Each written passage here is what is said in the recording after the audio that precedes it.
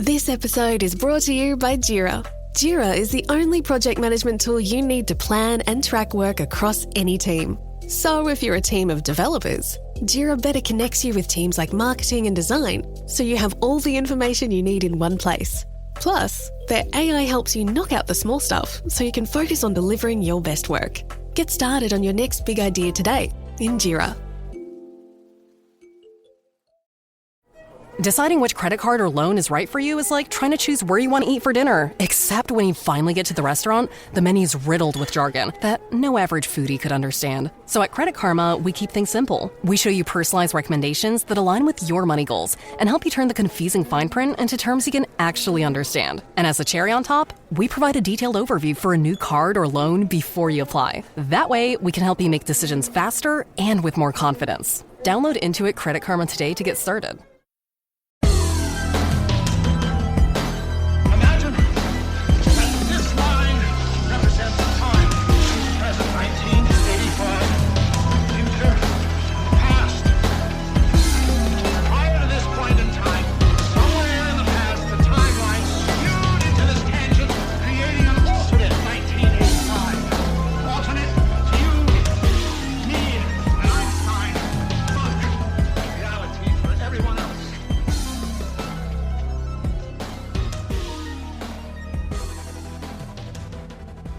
Welcome back to the Infinite Rabbit Hole, everybody. I'm your host, Jeremy, and today we're going to wrap up our coverage on Elmwood and the UFOs that make this place so unique and so special. This is it, travelers. This is the last bit, but don't be fooled, because this is only the last bit in the initial documentary series on Elmwood.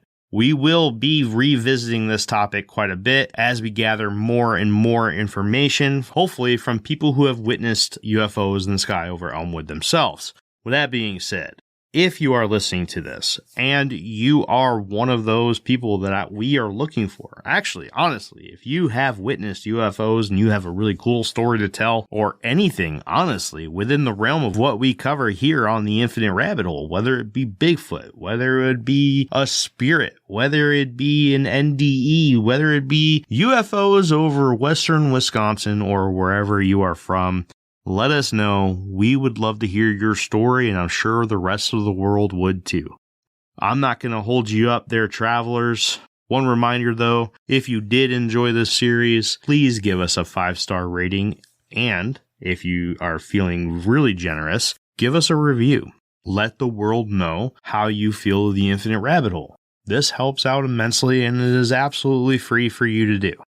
But without further ado, travelers, thank you very much, and enjoy part 3 of our coverage of UFOs over Elmwood. See you on the other side.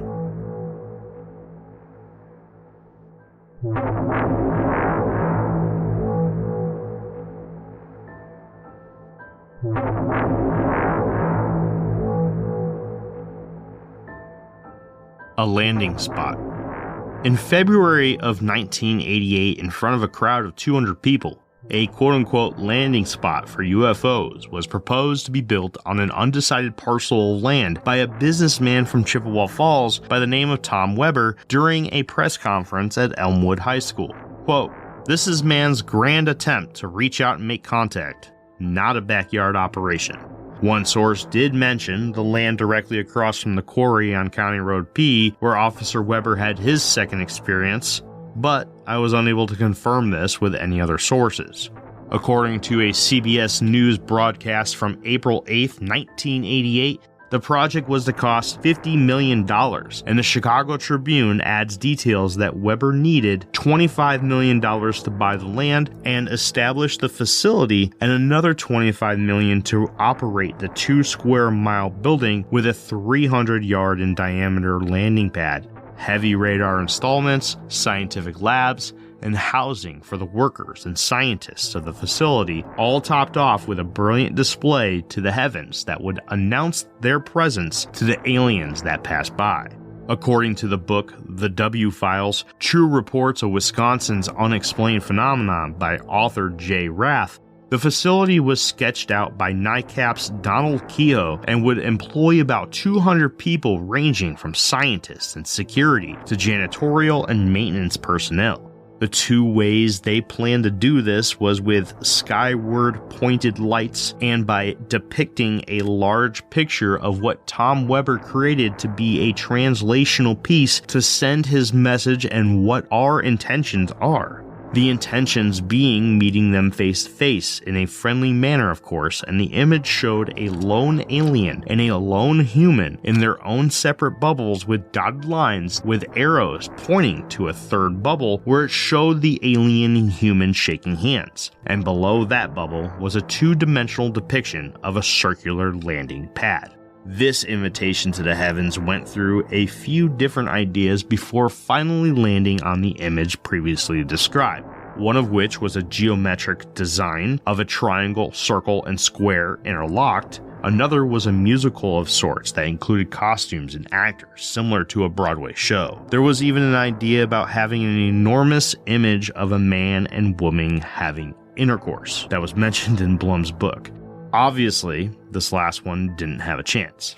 Also mentioned by Blum was the concern from a few members of his group that the image of a man and alien shaking hands may not mean the same to the aliens. A few of the specific concerns being that maybe it meant goodbye or even a threat of some sorts. But Tom Weber stood his ground, and the friendly image of two races of beings meeting in an embracing handshake was going to be the official invitation, although Tom Weber would be the person who brought the idea to the forefront. According to the Tuesday, April 14, 1988 edition of the Stillwater Evening Gazette, it was Weber's business known as the UFO Site Center Corporation based in Chippewa Falls that got the nod as the official party to bring the landing spot to town. The organization would meet every Wednesday night in the Chippewa Falls Library and eventually move into a two-room suite in a small brick office building in Chippewa Falls. The group held about a dozen members, and a few of their names that I was able to find in my research came from Howard Blum's book Out There, which were David Martinek and Lee Horn, who would become the group's treasurer. The hopes were that by creating a safe and inviting place for UFOs to land, that there could potentially be a dialogue created between them and us. Everything was going great for a while when plans were announced. The then mayor, or town president, Larry Feeler, mentions to the Stillwater Evening Gazette that he had received phone calls from faraway places such as British Columbia, South Africa, and Australia. While Weber was working on getting all this going, another man with a Wall Street Journal estimate net worth of $10 million at the time by the name of Gabe Sergio of Coral Gables, Florida, wanted to add to the fun. Sergio had made his first $1 million by dipping his toes into different industries such as television, mail-order businesses, fashion, aviation, and even founded a club for men to meet women. Sergio's idea was to send a 200-foot mylar sculpture into orbit 100 miles up. The thought would be that it would appear to those on the ground to be as large as the full moon when passing over. Just like Weber's idea for the landing spot in Elmwood, Sergio also wanted his creation to depict a friendly image of humans and aliens. The reason would be so that the aliens who were passing by would see something in orbit and then look down and see something similar on the ground, meaning the Elmwood landing spot, and know that they were connected somehow, and hopefully leading to them coming down to investigate. On May 19, 1988, a letter by Tom Weber was mailed to the then President of the United States, Ronald Reagan, requesting that he come forward and publicly announce the existence of UFOs. This, of course, didn't happen. On February 4, 1989, a year after the first talks and proposal of the Elmwood landing spot, an article was run by the Leader Telegram that began the public knowledge of a failure or decline in interest in the project by almost everyone. When speaking about the $50 million goal that was originally planned, Tom Weber was quoted, quote, "I think everyone's going to be shocked at how low the figure is. I think it's going to be under $20,000. Weber didn't go down easily, though. He made mention of changing the firm to a for-profit organization, as well as having talks with the famed heavyweight champion boxer Muhammad Ali, who has claimed to have many UFO sightings in his life, in hopes that he would stand as a spokesperson for the cause. But unfortunately, none of his efforts in the end helped bring his plan to fruition for Elmwood, as when Weber went to Chicago, Illinois to meet with Muhammad Ali, Mr. Ali was not at home. In an article in the May 24, 1989 edition of the City Pages magazine, then mayor of Elmwood and insurance salesman Larry Feeler would be quoted as saying, quote, "The whole thing just totally exploded. Today, everything has come back to earth, so to speak. The site center offices have been closed, and the land has yet to be acquired, and the project has been put on hold. The landing spot that Weber dreamed of never came to fruition, but in his efforts to create a good rapport with the town of Elmwood, he did succeed in bringing something along the same lines to life.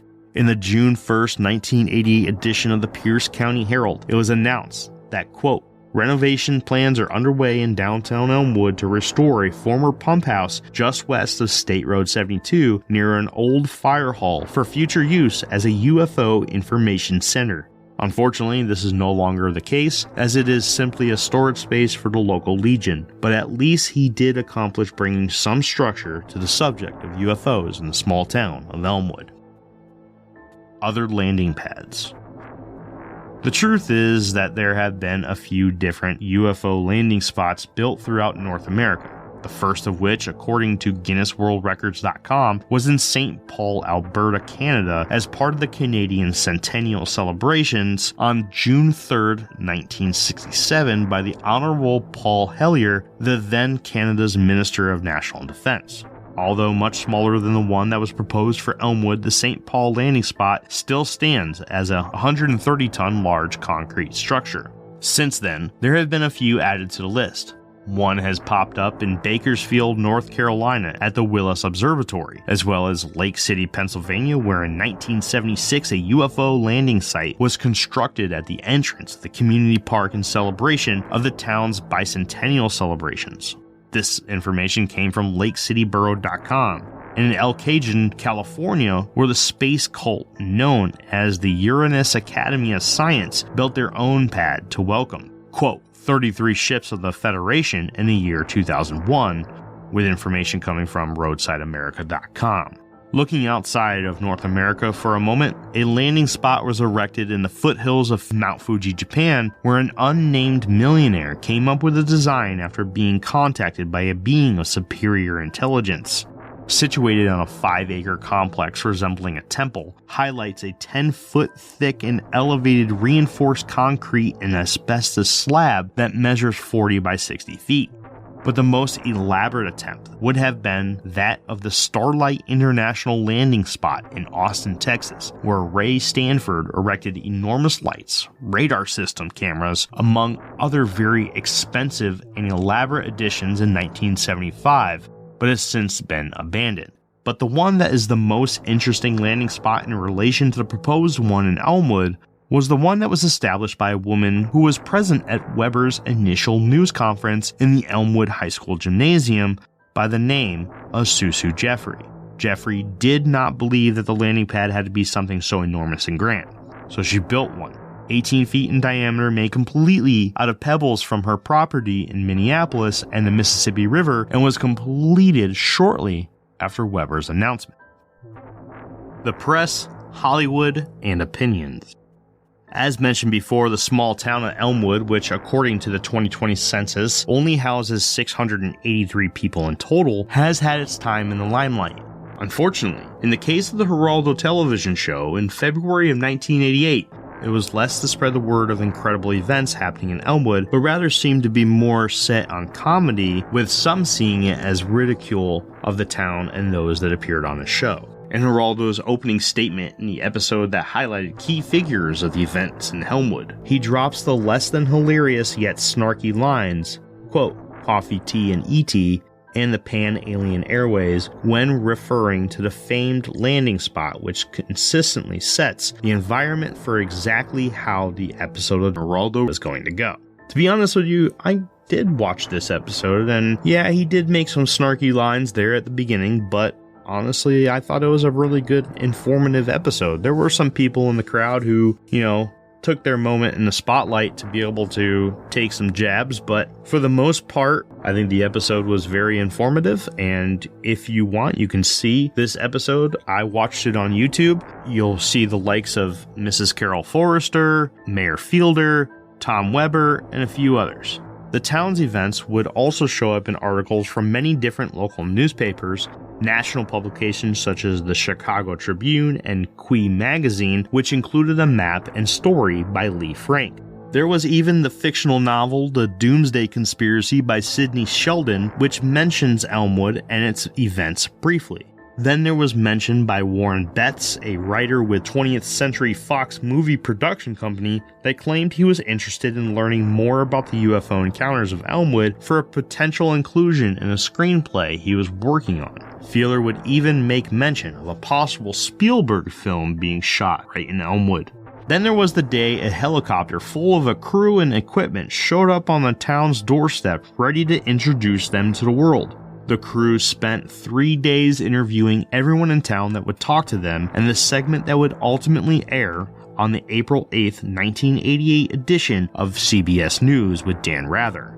Following the many different media coverages of the small town of Elmwood, many letters would be written and mailed to then Mayor Larry Fielder, who would mention to many different entities that nearly 90% of the letters were positive and supportive of the role that Elmwood was playing when it came to the idea of the landing spot. But Mayor Fielder also made mention that there were many very negative letters from skeptics and lunatics as well.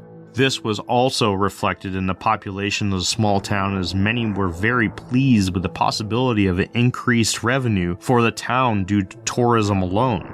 But there were also many that were not so happy about the plans. The Chicago Tribune quotes the then pastor of Elmwood United Methodist Church, Reverend James Thunstrom, as saying, quote, "The whole thing lacks logic and any depth of real thinking about it. A misguided effort to seek answers or help from spiritual forces other than God." The Reverend was not a fan of the concept of UFOs, a landing site, or even the UFO Days Festival. According to author Howard Bloom in his book Out There, Thunstrom likened the obsession with UFOs to that of the biblical story of the Israelites' degenerative worship of the golden calf. His belief and what he taught in his sermons when discussing the festival and the craft in the skies of Elmwood was that they were evil and likely demonic forces. Reverend James Thunstrom stuck to his word and left town with his family every July to be away from the town of Elmwood during the UFO Days Festival. In St. Peter's Lutheran and the Sacred Heart across town, the message delivered was more neutral, as the likes of UFOs and the festival were seen as political issues, and it was the belief of these churches to not mix politics with their sanctuary. As mentioned by Bloom, a card was left tacked to a bulletin board at the Sacred Heart that many believe was left by Father Thomas that stated a quote by Father Theodore M. Heschberg, once president of Notre Dame. Quote, "It is precisely because I believe theology, that there is a being called God, and that he is infinite in intelligence, freedom, and power, that I cannot take it upon myself to limit what he might have done." This card stayed pinned to the bulletin board for almost an entire year. Jack Bostrack. Professor of biology at the University of Wisconsin-River Falls, Jack Bostrack stated in an interview once that the Wheeler events were the cases that he spent the most time on as an investigator for both MUFON and NICAP. Jack Bostrack and international UFO investigator Robert Pratt interviewed Officer George Wheeler about his second experience that he had on top of Tuttle Hill on County Road P. According to Bostrack, a thorough medical examination was conducted for Wheeler, which showed no signs of radiation, and his blood count was normal, which would not be the case in radiation exposure, as the white blood cell count will slowly start to diminish. Quote, "Apparently, he truly believed he was enveloped in this light, and thought maybe it was some sort of radiation. At least in his mind, he was convinced he had been exposed to something unusual." Bostrack would also make mention that prior to Wheeler's death in February of 1977, he was planning on writing a book on the happenings of Elmwood. But why is Bostrack an important person in the story of Elmwood and their world of UFOs? After reading many, and I mean many, articles highlighting Bostrak as a lead investigator, I found that in all the light that was shined on Elmwood by Geraldo and non-believing people, mostly educators and scientists, Bostrak approached the possibility of not only extraterrestrials living on other planets, but the specific cases involving Elmwood with a positive and scientific point of view. And the best part was that he relished the idea that he was the professor of biology that believed in ETs. But even better, he not only talked about it in a positive light, but he contributed to the community of UFO believers by joining both MUFON and NICAP, with the Stillwater Evening Gazette also pointing out his activities in such entities as the Ground Saucer Watch of Phoenix, Arizona, and the Aerial Phenomenon Research Organization, or APRO, in Tucson, Arizona. Unfortunately, Jack Bostrak passed away in 2016. Why Elmwood? Why is it that Elmwood is referred to as the quote-unquote flying saucer capital of Wisconsin? And why is it that in the Wednesday, June 15th, 1988 edition of the Stillwater Evening Gazette did then Mayor Larry Feeler mention that in the 40-plus years that he has lived in the town of Elmwood, quote, talk about seeing saucers was never considered extraordinary. As pointed out by Bostrak in many articles, it has been long theorized that many UFOs seem to have the ability to use or steal power from man-made sources. This is seen more famously around nuclear-powered objects or buildings, such as the famed incident at Malmstrom Air Force Base in 1967, where 10 nuclear warheads were quite literally turned off when an unknown orange-colored disc was in the vicinity. Many believe that this was one of two things. Either this was a UFO that had complete control of US military nuclear warheads and all electronics used to use or take care of them, or the power that they were using was stolen for a number of different reasons, ranging from nuclear power being the power choice of UFOs to the pilots of said UFOs deciding that they didn't want us to use nukes. Now, this does seem to be an interesting theory when it comes to Elmwood. Officer George Wheeler did report seeing a large black hose-shaped object dangling down from the craft in his second encounter. Could this have been a tool used to steal power? There have been many reports of rolling blackouts at seemingly random times, and as is popular in many different UFO encounters in history, Elmwood doesn't lack minor events that render a person's vehicle temporarily useless while a UFO is in the vicinity. This has even been reported to happen when there is no UFO within sight. But that doesn't mean that there isn't. But yet again, why Elmwood? Some say it is the high-tension, 69,000-volt electrical wires that checker fields in and around town that was once owned by the Northern States Power Company. Some point to the limestone or other minerals that are found in the ground, with proof being shown in the sheer number of sightings at the quarry on Tuttle Hill. And then there's the idea that it's the rolling hills that attract them, since it seems to be a similarity that Elmwood shares with other UFO hotspots in the country.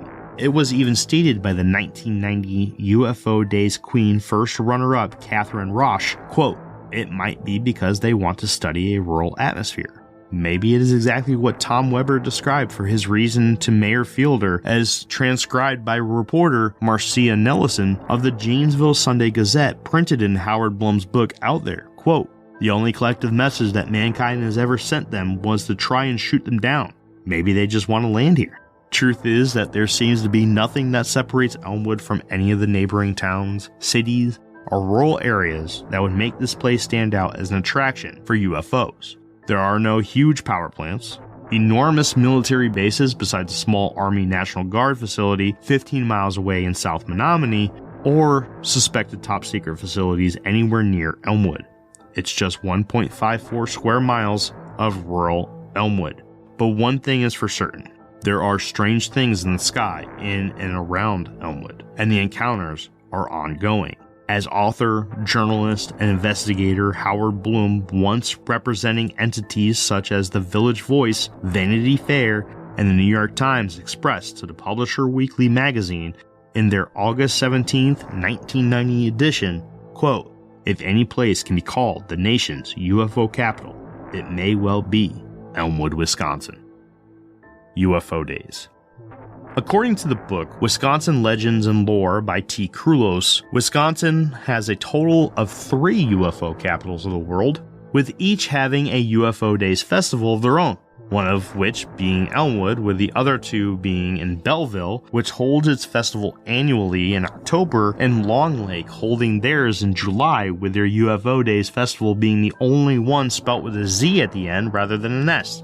In 1978, the town of Elmwood decided to take the fame, both positive and negative, and turn it into something useful for the town and its people. In order to celebrate the rich story that is the connection between Elmwood and the unidentified flying objects that frequent their skies and quarry, the town announced the then Stars and Stripes Festival would be renamed to the UFO Days Festival, with the name originally being proposed by the then 13-year-old Randy Hubner, who walked away with a sweet $5 grand prize, according to the Tuesday, June 14, 1988 edition of the Stillwater Evening Gazette. 9 years later, the festival would be broadcasted nationally in good light when NBC purchased the footage and story originally recorded by Eau Claire TV station WEAU-TV and reporter Rob Krivik. The clip was seen on 560 NBC affiliate channels throughout the United States. The festival still goes strong every year on the last full weekend in July, and over the last 46 years, only 1 year was skipped,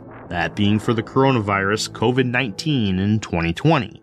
Every year, the festival highlights a parade, the crowning of Miss Elmwood, and offers food such as UFO burgers in the afternoon and evenings and large pancakes on Saturday and Sunday morning served with locally produced maple syrup, live music, street dancing, games, a medallion hunt for cash prizes, and vendors selling a wide range of things from knickknacks, art, jewelry, and UFO Days merchandise. This year, 2024, the festival falls on the dates of Friday, July 26th, Saturday, July 27th, and Sunday, July 28th. And I, Jake, and Jeff will all be there with a small crew of helpers to take part in the celebrations and create content for you, the travelers of the Infinite Rabbit Hole. Stop by if you're in the area and come see us at our booth to grab some free swag and meet the people behind the voices that you have been listening to for the last 4 years. And check out our presentations at the auditorium right off the main strip on Friday and Sunday at 2:30 p.m. If you're not in the area but wish to attend anyways, I would highly recommend setting up a room at a hotel in either nearby Menominee or Eau Claire, since Elmwood does not have a hotel for you to stay at. But if you have an RV and wish to attend, there are plenty of campgrounds nearby for you to choose from.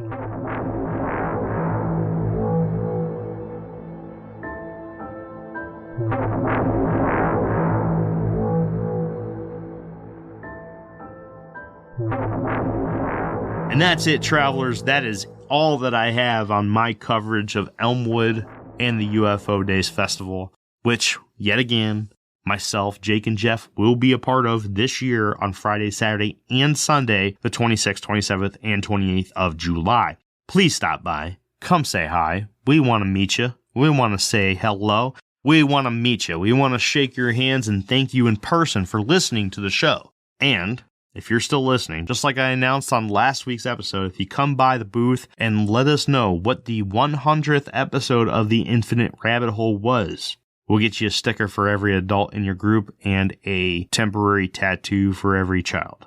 Until next time, travelers, I'll see you right back here, the next fork in the path of the Infinite Rabbit Hole. Goodbye. I would like to thank you once again for tuning in to the Infinite Rabbit Hole podcast. Please make sure to give us a follow and one of those beautiful 5-star ratings on your podcast player of choice.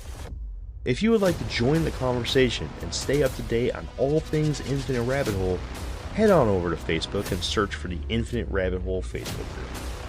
You'll know it's us when you see the logo. If you would like to help contribute to the cause, there are a few ways to do so. First, head on over to anchor.fm/Infinite Rabbit Hole and click on the subscribe button, where for $5 a month you'll get access to all our old episodes that will never see the free spotlight ever again. It's horrible stuff, but if you're into that kind of thing, then go check it out. Second, head on over to InfiniteRabbitHole.com and click on the IRH merch shop tab and grab yourself a sweet t-shirt, sticker, or whatever else you see that you wouldn't mind owning.